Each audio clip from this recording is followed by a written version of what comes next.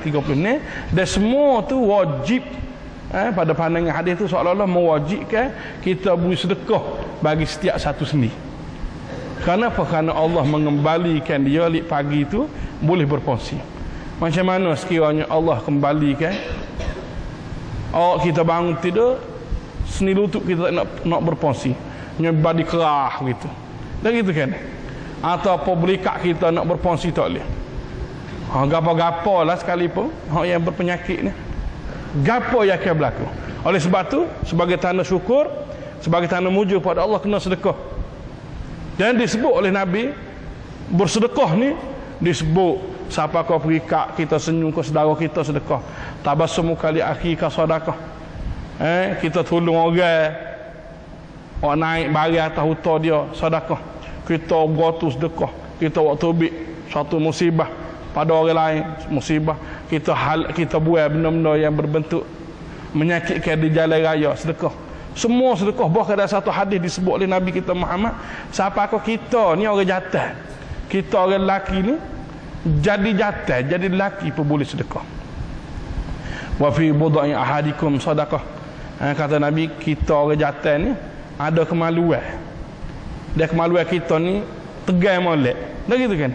Hasil pada tegai ni boleh melakukan persetubuhan dengan isteri kita. Katanya Nabi, dia bersetubuh ni, dia boleh sedekah. Siapa kau pergi ada di kalangan sahabat ni naik bengok. Dia kata, ya Rasulullah, rajulun qada syahwatahu walahu ajrun. Kata, ya Rasulullah, amba tak faham. Orang lelaki bernafsu, dia puas nafsu belum pada tidur. Kira-kiranya nak tidur tak jenera kalau tak puas nafsu. Dah gitu kan? Dia puas nafsu dengan bini dia, boleh pahala kok mana ni? Kena banding dengan semaya tu tanggung duk. Allah, dah gitu kan? Semaya ni Allah, rokok lagi, sujud lagi, baca lagi. Dah gitu kan?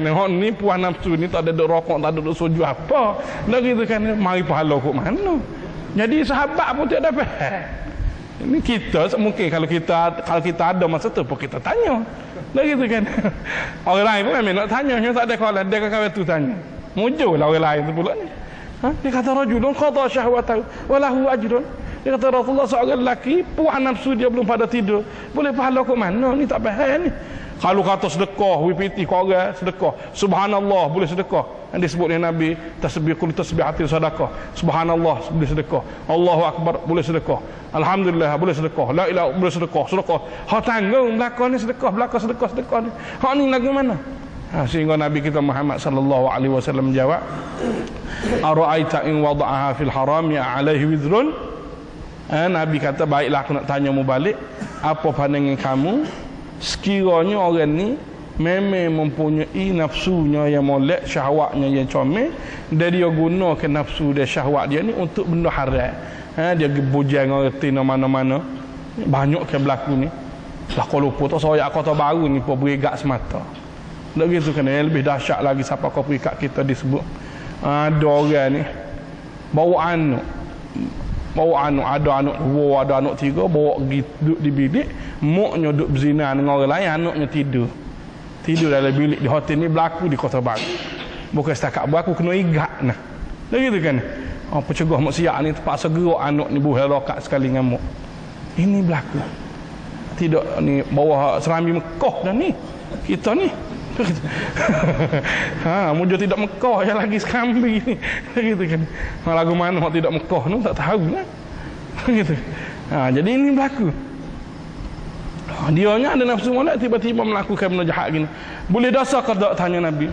Jawabnya sahabatnya, berdosa. Wa kadzalika in wada'ahu fil haram wa lahu ajrun. Kata Nabi, begitulah kaedah dianya. Apabila sekiranya dia buat nafsu, dia puas nafsu di tempat haram, dia boleh dosa, maka dia puas nafsu di tempat halal, maka dia dapat pahala. Ini membuktikan bahawasanya pokok mana sekalipun kita nak kena faham bahawasanya kita cukup-cukup perlu, belum daripada kita mati,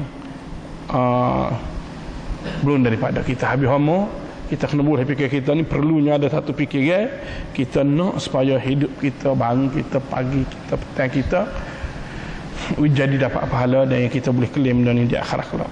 Dan benda ni tidak berapa susah sangat, tidak ada susah mana, bukanlah satu benda yang payah. tak nanti kau ilmu banyak, tak nanti kau jadi haji, tidak kena nanti jadi tok lebah, tidak kena nanti jadi tok guru. Yang pentingnya kita ada fikiran tu dan kita sentiasa menambahkan pengetahuan kita bagi memastikan fikiran yang kita ada tu disusuli dengan tindakan yang berilmu tu. So yang keduanya nak sebut retik daripada tu lah, retik daripada hak saat ni memastikan setiap di kalangan kita ni jadi boleh pahala sama-sama ni. Apabila kita bubuh benda tak ada dalam fikiran kita untuk memastikan hidup ni kita boleh pahala, hidup orang mukmin ni dia tak gadik, dia tak gadik dengan dunia. Gadik faham kau?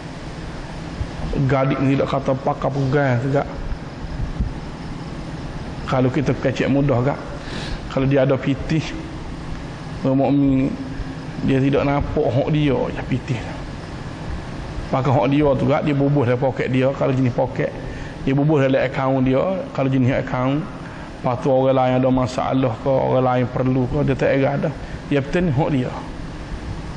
Begitu kan, sekiranya dia ada kereta lah misal, dia tak ada fikiran dia nya kereta ni dia beli betul benar, gerai pun nama dia. Begitu kan, gerai kereta pun nama dia, dia anak koci buduk tangan dia, pah pada tu gak dia je. Orang lain susah, orang lain nak ke kereta, orang lain nak pada khidmat pun dia tidak ada era.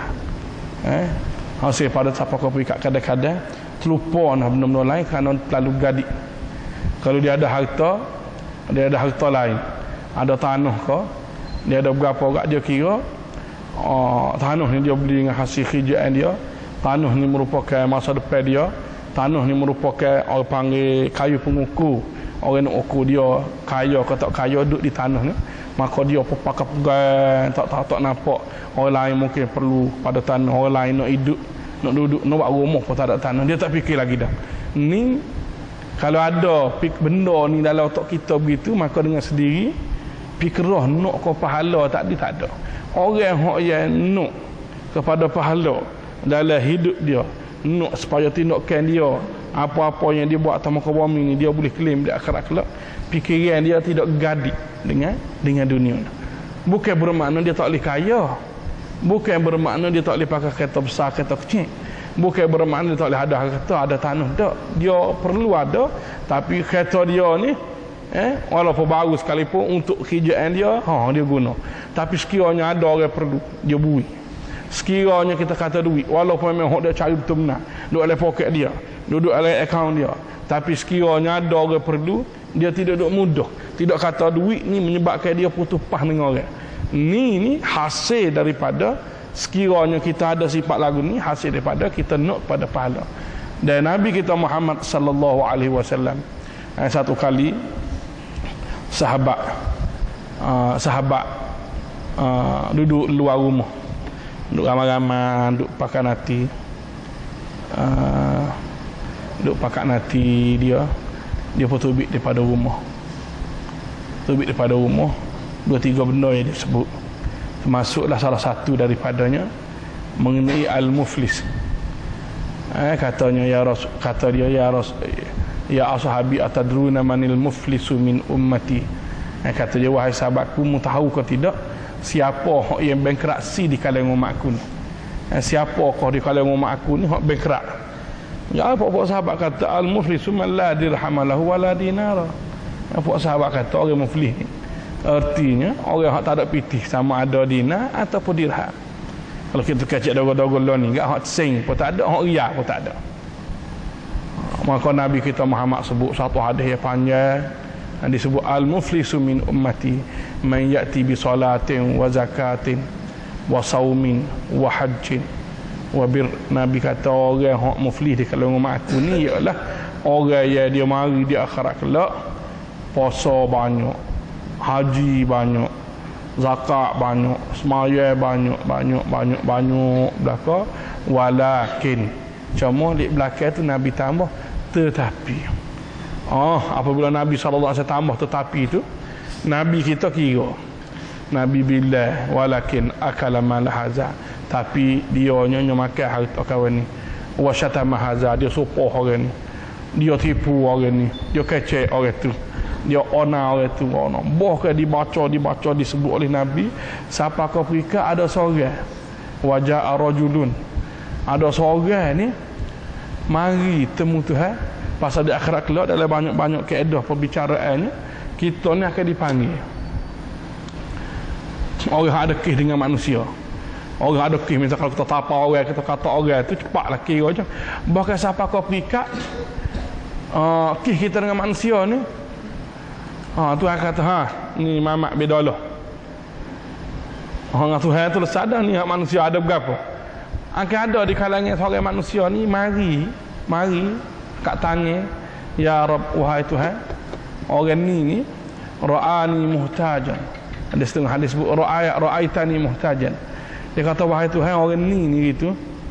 Orang ni gitu. Dia aku bertemu dia dalam keadaan cukup-cukup berajak. Memang dia mampu tolong. Sama ada dia mampu tolong kerana dia ada kuasa ke? Sama ada dia mampu tolong kerana dia ada pitih ke? Tapi fatarakani, dia nya waktu erak je. Kita negak gi tu bukan kerana nak minta sedekah. Gi tu kerana bukan nak kaya, bukan tapi lebih kepada kerana keperluan doa dah. Gi ni kerana keperluan. Memang dia sendirinya mampu tolong, tapi dia nya tinggal aku. Ini salah satu daripada konsep orang yang mumpuni di akhirat kelak. Lagu mana Tuhan buat? Tuhan buat pahala hak mahaya dia, puasa dia, zakat dia ni, Tuhan ambil ui ke orang hak yang ada kes tak ada. Kalau habis dah pahala, dosa kawan tu pula dia ambil ui. Ini disebut secara terang-terang. Secara terang-terang semuanya bercakup paut dengan masalah yang apa yang disebut tak bergadik dengan gak ni macam-macam berlaku. Kita misalnya tak ada piti, siapa tu jalannya sekat polis, kita kat masjid amo tak salah, amo lorak, amo gaduh, dia duk main healing semata, healing, maaf lah, gitu kan. Gak tu nak tolong dia kata 20 riyal, tak mahal ni, bakso lombok kecil ni 30 riyal ya denda dia ni. 30 riyal tu bukan bayar compound ke apa dah, 30 riyal nak kerja lah, tak gitu kan. Orang lagu ni dakwah di akhirat kelak ni, orang kena lah.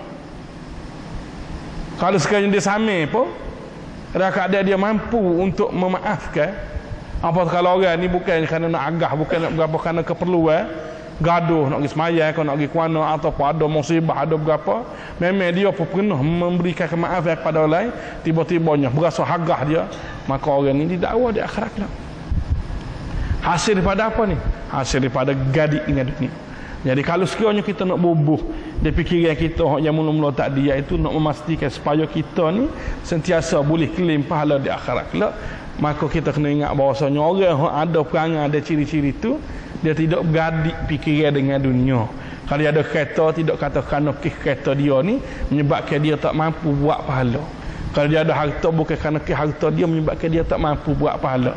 Dan kita naknya di kalangan kita ni, kalau kita nak hidup amin, kalau kita nak hidup tentera atas muka bumi ni, dan juga kalau sekiranya kita nak di akhirat kelak kita berga di depan Allah SWT di akhirat kelak, maka ambonya nak supaya di kalangan kita ni supaya boleh bubuh benda ni. Tak usah sayang lah, tak usah duduk berasa temo'o lah kepada dunia ni, tak usah duduk berasa bangga lah dengan dunia ni. Kita kena bubuh dunia ni, perlu, kalau harta perlu kita cari sebanyak mungkin, tapi bukan untuk hanya diri kita, bukan setakat nak kaya kita, tapi kita nak memastikan kita dapat pahala, kita boleh tukar harta kita jadi akhirat. Kalau kita ada pakat kita jadi akhirat. Dan Nabi kita Muhammad sallallahu alaihi wasallam menyebut, kata Nabi, ma labista fa afnaita, fa ma akal